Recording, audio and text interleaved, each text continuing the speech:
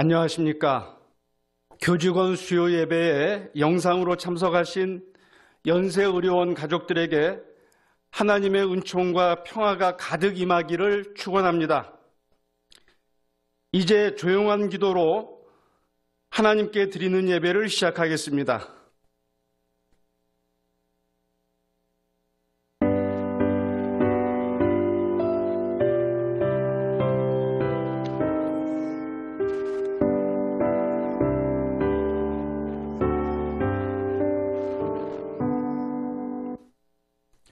찬송가 413장 함께 부르시겠습니다.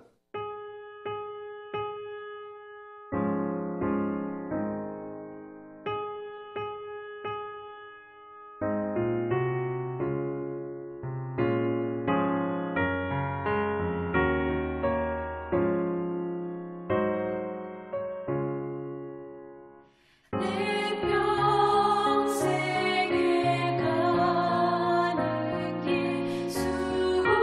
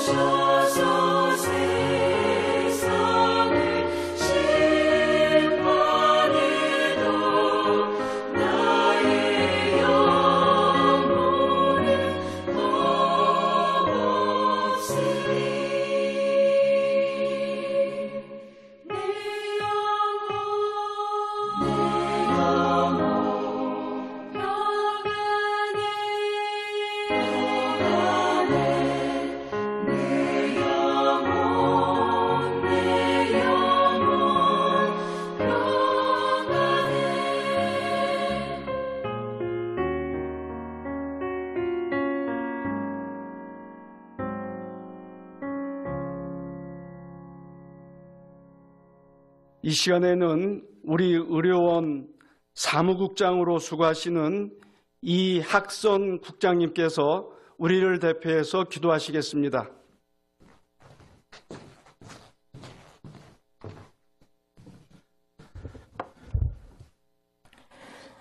우리의 창조되시는 주님, 만물이 생동하는 봄입니다.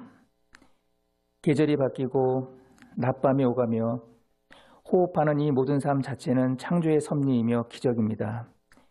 이 기적이 있는 이 시간 우리가 예배를 사모하며 영상으로 수요 교직원 예배를 드리게 하여 주심에 감사드립니다.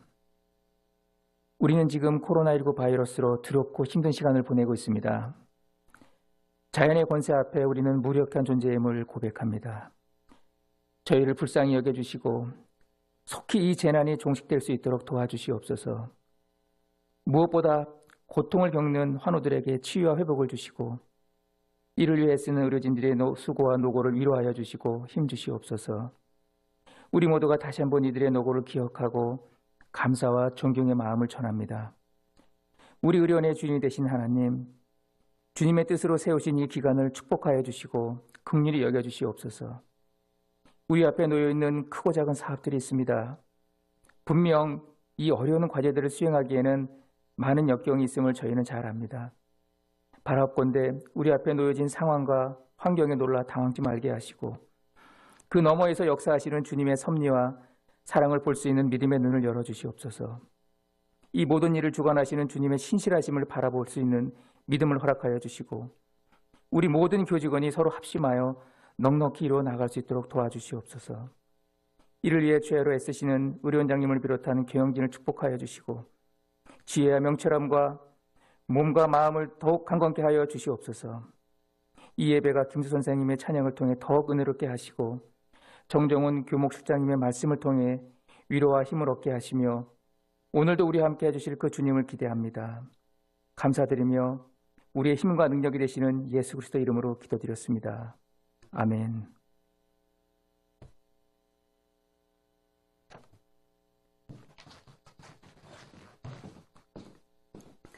이 아침 우리에게 주시는 성경 말씀은 구약성경 이사야서 53장 2절에서 5절까지의 말씀입니다. 그는 주 앞에서 자라나기를 연한 순 같고 마른 땅에서 나온 뿌리 같아서 고운 모양도 없고 풍채도 없은즉 우리가 보기에 흠모할 만한 아름다운 것이 없도다. 그는 멸시를 받아 사람들에게 버림받았으며 간고를 많이 겪었으며 질고를 아는 자라. 마치 사람들이 그에게서 얼굴을 가리는 것 같이 멸시를 당하였고 우리도 그를 귀히 여기지 아니하였도다. 그는 실로 우리의 질고를 지고 우리의 슬픔을 당하였거늘 우리는 생각하기를 그는 징벌을 받아 하나님께 맞으며 고난을 당한다 하였노라. 그가 찔림은 우리의 허물 때문이요 그가 상함은 우리의 죄악 때문이라. 그가 징계를 받음으로 우리는 평화를 누리고 그가 채찍에 맞음으로 우리는 나음을 받았도다. 아멘. 소프라노 김수 선생님 특별 찬양해 주시겠습니다.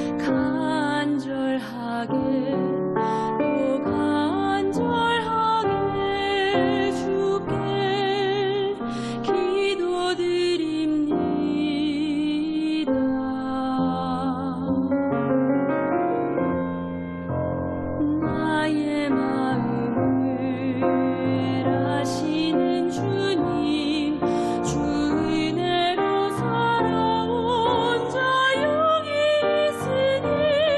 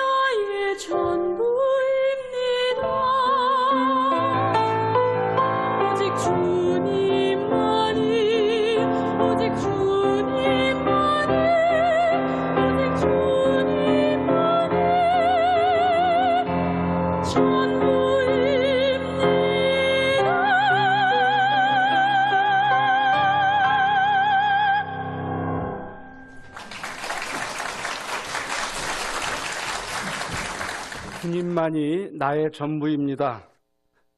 우리 영혼 깊숙이 스며드는 귀한 찬양 고맙습니다. 헨리 나우엔이라는 신부가 쓴 저술 가운데 상처 입은 치유자라는 책이 있습니다. 이 책의 핵심적인 내용은 이러합니다. 어느 누구도 상처 없이 살아갈 수는 없다는 것입니다. 모든 사람은 육체적으로나 정서적으로, 정신적으로나 영적으로 나름대로의 상처를 안고 살고 있다는 것입니다. 그런데 여기서 중요한 것은 자신의 상처 앞에서 너무 당황하지 말아야 한다는 것입니다. 어떻게 자신의 상처를 감추거나 싸맬 것이냐에 연연하기보다 오히려 어떻게 자신의 상처를 다른 이들을 위한 봉사로 환원할 수 있느냐를 생각해야 한다는 것입니다. 우리의 상처가 더 이상 아픔이나 부끄러움으로 남지 않고 다른 이들을 위한 치유의 원천이 될 수 있을 때 우리는 상처를 입은 사람이지만 비로소 다른 이들을 치유하는 사람이 될 수 있다는 것입니다. 장애인 학교의 교장 선생님이셨던 김동극 선생님은 학부모들에게 강연할 때 이런 말을 한 적이 있습니다. 어쩌면 장애를 지닌 자녀들은 우리를 대신해서 그 참혹한 짐을 지고 있는지도 모릅니다. 그들이 그 장애를 안 맡았다고 한다면 다른 누군가가 맡아야 할 짐이었기 때문입니다. 나만은 그 짐을 지지 않겠다고 거부한다고 해서 돌아오지 않을 짐이 아닙니다. 사실은 같이 나누어져야 할 짐인지도 모릅니다. 그렇게 생각한다면 우리를 대신해서 그 참혹한 짐을 지고 사는 장애인 자녀들은 참으로 고마운 은인임에 틀림이 없습니다. 이 은인을 잘 받들어 모시지는 못할 망정 멸시하고 거부한다는 것은 배은망덕한 행동이 아닐까요?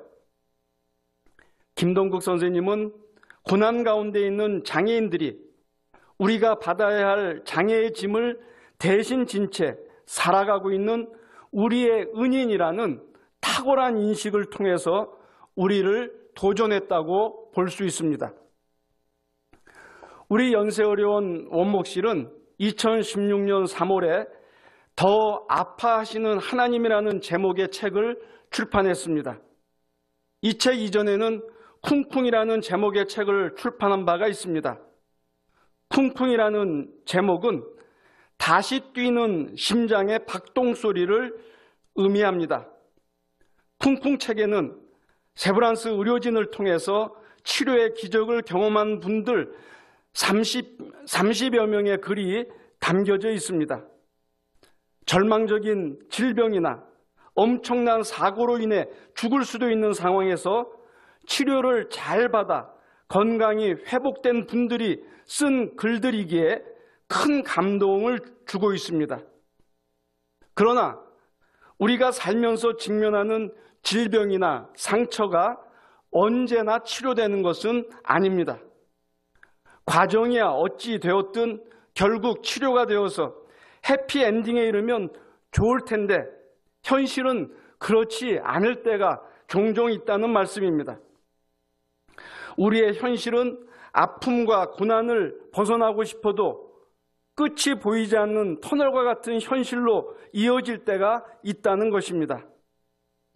우리의 질병이 치료되기를 원하지만 더 악화될 때도 있다는 것입니다. 우리말에 엎친 데 겹친다는 그런 말이나 설상가상이란 말처럼 상황이 더 나빠지면 우리는 당황하거나 절망에 빠질 수 있습니다. 그래서 저는 쿵쿵을 보완하는 자매편의 책으로 더 아파하시는 하나님이라는 제목의 책을 출판하게 되었던 것입니다. 더 아파하시는 하나님 책에는 제 후배 목사의 글이 하나 실려 있습니다. 그는 2004년 5월 설사와 구토로 시작된 췌장염 이래로 응급실과 중환자실을 수도 없이 들락날락했습니다. 의사는 췌장염에 대해서 차라리 암이면 수술이라도 할 수 있겠지만 수술조차 할 수 없는 치사율 95%의 어려운 상태라고 말했습니다. 그는 육체적인 고통으로 최악의 상태에 있었는데 의료진은 그가 젊고 기도하는 신앙인이라 용기를 내어 수술을 해보자고 했습니다. 그의 수술은 잘 되었지만 이틀 뒤에 기도를 삽관하고 가래를 빼던 중에 호흡기가 막혀 숨이 끊어지는 얼마간의 시간이 있었다고 했습니다. 의료진이 어레스트 소리치는 것을 어렴풋이 들으며 의식을 잃었을 때 그는 십자가에 못 박힌 예수 그리스도를 만났다고 했습니다. 예수께서는 얘야, 나는 너보다 더 큰 고통 가운데서 너와 함께 하고 있지 않니? 라고 말씀하시면서 위로해 주셨다고 했습니다. 그리고 그는 깨어났지만 그 후에도 한 달 이상 중환자실에 있었다고 했습니다. 드디어 일반 병실로 옮겨져 집으로 돌아가는가 싶었는데 갑자기 하반신에 마비가 왔고 하반신 마비가 풀리자 팽대부암이 발견되었다고 했습니다. 그는 산 넘어 산처럼 한 가지 중병이 치료되면 다른 중병이 발견되고 다른 중병이 치료되면 또 다른 중병을 앓는 악순환을 계속하며 살고 있다고 했습니다. 제가 아마도 후배 목사 같은 상황이었다고 하면 하나님을 크게 원망했을 텐데 그는 다음과 같은 내용으로 그의 글을 맺고 있습니다. 참으로 감사할 뿐입니다. 무엇보다 내 고통 속에 언제나 함께 하시는 주님의 은혜로 오늘도 견딜 수 있기 때문입니다. 그렇습니다. 우리 주님 예수께서는 우리를 위해서 우리가 상상할 수 없는 고난 가운데 사셨습니다. 성경은 예수께서 태어나서 죽음에 이를 때까지 고난의 삶을 사셨던 것을 기록하고 있습니다. 예수께서는 낮고 비천한 말구 위에서 가난하게 태어나셨습니다. 헤롯 왕의 살해 위협 앞에서 이집트로 피난 가시어 나약한 나그네로 사셨습니다. 갈릴리 가난한 동네에서 목수였던 아버지 요셉의 이른 죽음으로 인해 소년 가장으로서 어머니와 형제 자매들을 부양하며 사셨습니다. 당신을 환영하고 왕으로 삼으려 했던 백성들이 당신을 죽이라며 소리치는 그런 극악한 상황까지 직면하셨습니다. 동고동락했던 제자들에게 배신을 당하셨고 마지막에는 십자가 위에서 못 박히는 고통과 함께 온갖 모욕을 당하셨습니다. 이처럼 예수께서는 태어나서 죽기까지 고난으로 가득 찬 인생을 사셨던 것입니다. 그러나 이사야 예언자의 예언대로 그러한 예수님의 고난이 우리 인간을 구원하는 은총이 되었고 우리 인간의 질병을 치료하는 길이 되었고 고통당하는 모든 사람에게 큰 위로가 되었습니다. 우리 가운데 예수 그리스도보다 큰 고난을 경험한 사람이 있습니까? 우리 가운데 예수 그리스도보다 큰 모욕과 큰 고통을 당한 사람이 있습니까? 그러므로 가난 때문에 매우 힘들게 사는 사람도, 질병으로 인해 큰 고통 가운데 있는 사람도, 삶의 질곡 가운데서 어찌할 바를 모르는 사람도, 모욕 때문에 분노를 터뜨리는 사람도, 그 누구라도 예수 그리스도 앞에서는 위로를 받을 수가 있습니다. 헨리 나우엔의 말대로 예수 그리스도는 상처 입은 치유자이시기 때문입니다. 그분은 세상에 누구보다 많은 고난 가운데 사셨지만 그 고난에 위축되지 않으셨습니다. 자기 연민에 빠지지도 않으셨습니다. 분노하지도 않으셨습니다. 그분 역시도 아버지여, 할 수 있거든 이 잔을 내게서 지나가게 해주십시오. 간절히 기도하며 십자가의 고난을 피하고 싶으셨지만 그분은 우리를 살리기 위해서, 우리에게 새로운 소망을 주기 위해서 내 뜻대로 마시고 아버지의 뜻대로 하십시오 번복하시며 십자가의 처절한 고난을 온몸으로 감수하셨던 것입니다. 생로병사의 세상에 사는 우리는 수많은 고난 앞에 설 수밖에 없는 매우 나약한 존재입니다. 그러나 우리는 어떤 질병이나 고난에 직면하더라도 더 이상 두려워할 이유가 없습니다. 십자가에 달리신 고난의 주님 예수께서 우리와 함께 하시며 우리를 가장 좋은 길, 가장 필요한 길, 가장 선한 길로 이끌어 주시기 때문입니다.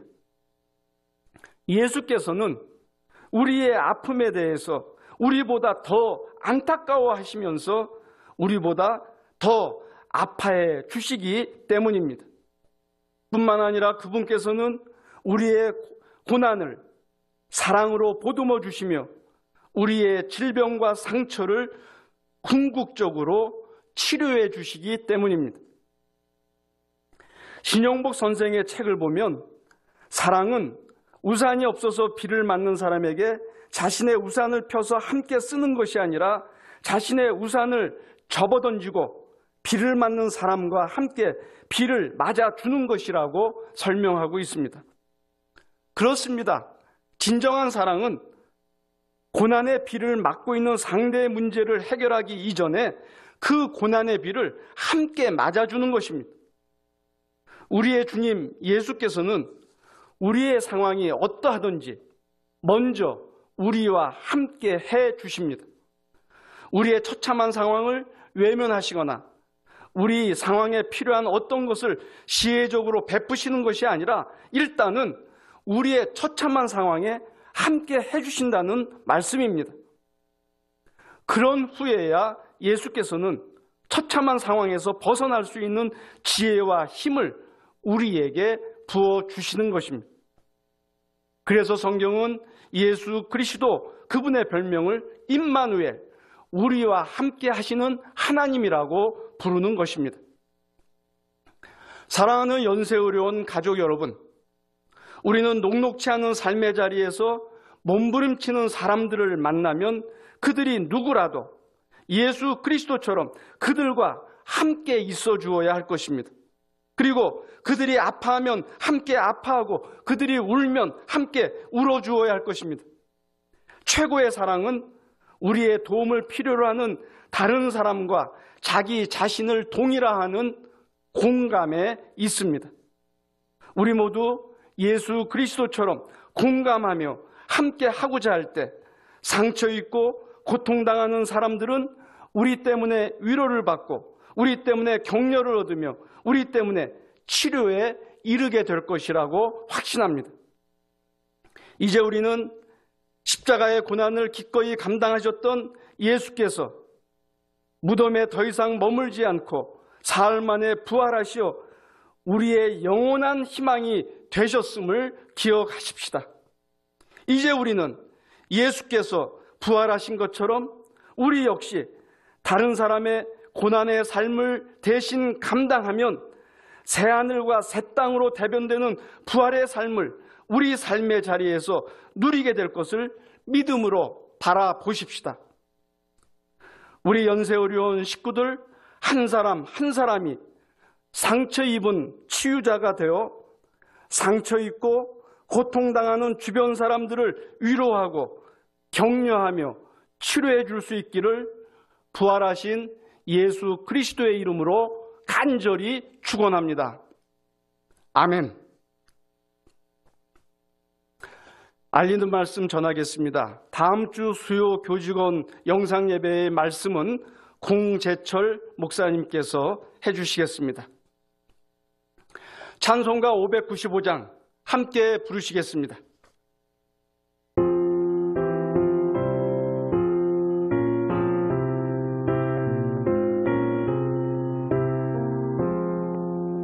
나 같은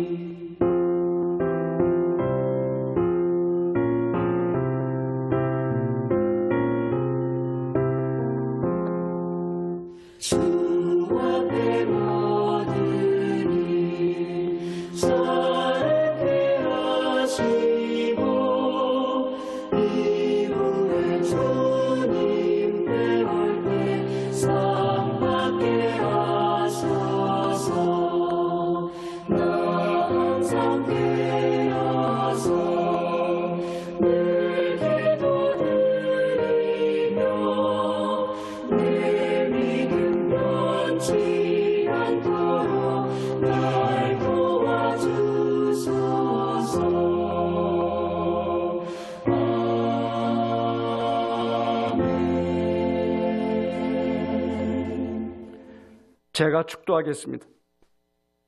우리의 죄와 상처를 치유하시기 위해 상처 입은 치유자로 오신 예수 그리스도의 은혜와 십자가에서 죽으신 예수를 부활시키시어 죽음을 새하늘과 새 땅의 통과 의례로 만드신 하나님의 사랑과 지금 여기에서 영생의 잇된 삶을 살게 하신 성령의 인도하심이 코로나19의 녹록치 않은 상황에서 상처 입은 치유자가 되기를 결단하는 연세의료원 가족들 위해, 그리고 코로나19로 고통당하는 인류 위해 영원토록 함께하기를 간절히 축원하옵나이다.